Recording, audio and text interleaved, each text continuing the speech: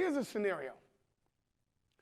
You are on a team of brilliant individuals, and you've been charged to go to this exotic island and to discover and locate the cure for cancer. Now, along the way,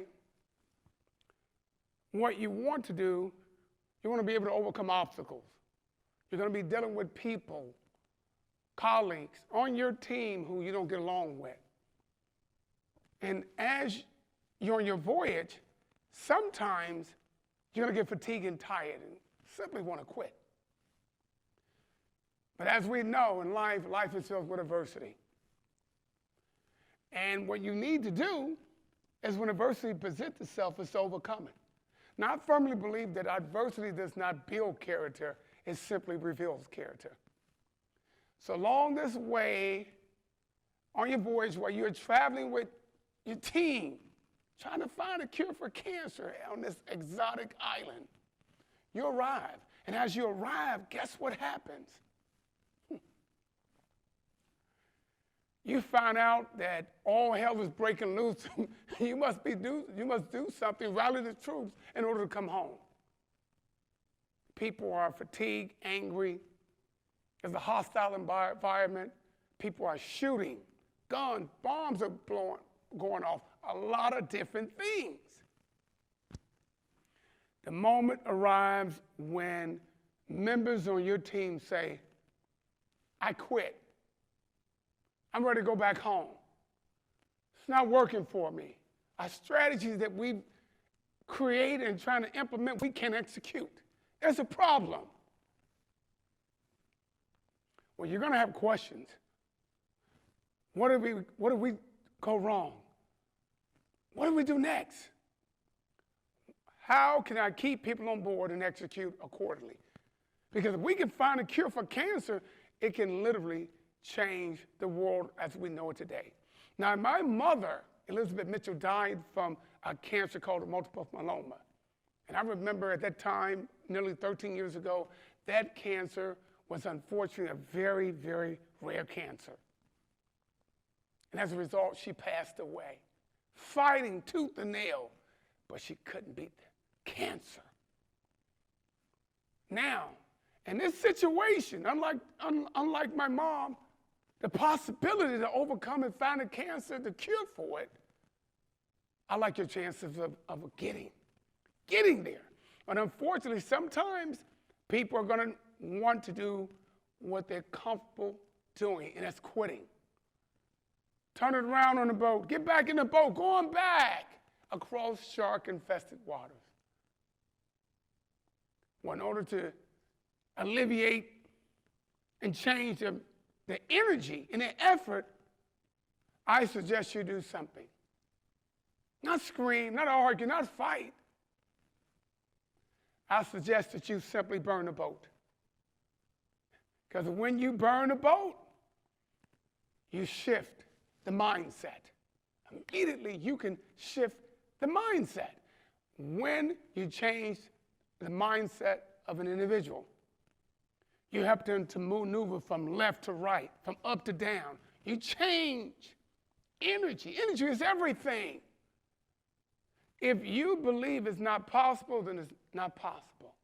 I've been around athletes all across the world. One thing that the most successful athletes have in common is this. They've already won before they begin to play. They have a mindset. If you can visualize it's possible, if you can push through the pain, the promise and prosperity is at the goal line. Now, sometimes in life, we're not able to achieve our goals because we simply quit, because we have options.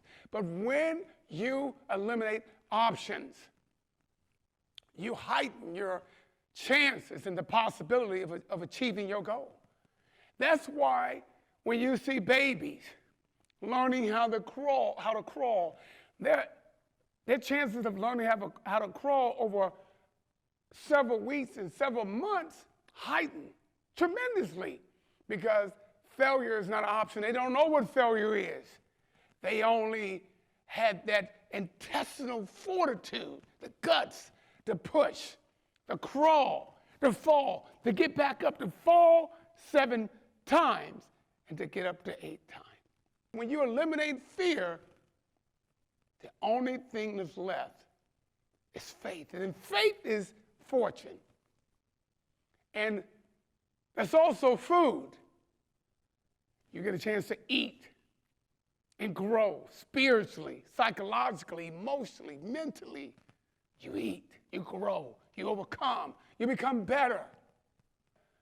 It's important you have to sell yourself on who you are, what you're trying to do.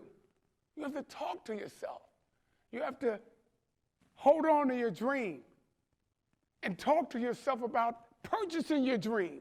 If you don't purchase your dream, how can you expect anyone else to invest in your dream? You should always be the first person to purchase your dream because you recognize the value of it. Now, the reason why I talk about self-leadership, because self-leadership will help you to evolve. Some of the decisions that you're going to make in life, others around you will not agree with your decisions. You have to be okay with that. You have to be okay with going down the roads that are seldomly traveled, right? You have to be okay with that. It's very important because sometimes when we're doing the things that nobody else is willing to do, that's when we evolve, when we're alone, when nobody's listening. We make the most progress when we're by ourselves. And we can listen to that voice inside of you, guide you along the way. What is coaching? Now, this photo right here, is that coaching? Some would argue as self-leadership. Is it coaching? Now, we know in this photo, if he makes one poor decision and one poor, or makes any type of movement that's not sound, he may have a major problem. Major, major problem.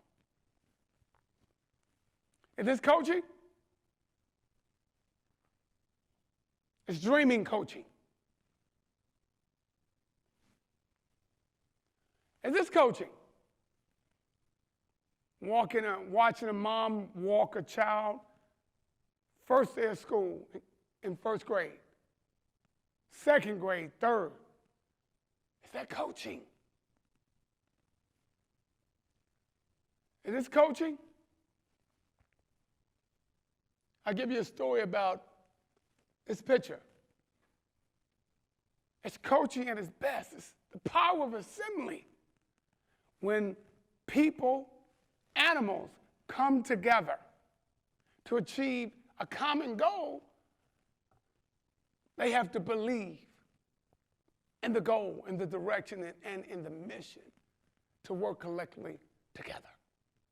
Coaching is helping an individual or team achieve superior performance while also helping them to create more fulfilling lives for themselves and others. A coach acts as a catalyst that activates the strength and releases the energy of an individual or team through ongoing partnership that generates greater business results and improved relationships. Those are words that represent who you are or what you're about to become. So take a moment and look at this slide closely and determine who you are or what word reflects exactly who you are or what you aspire to be.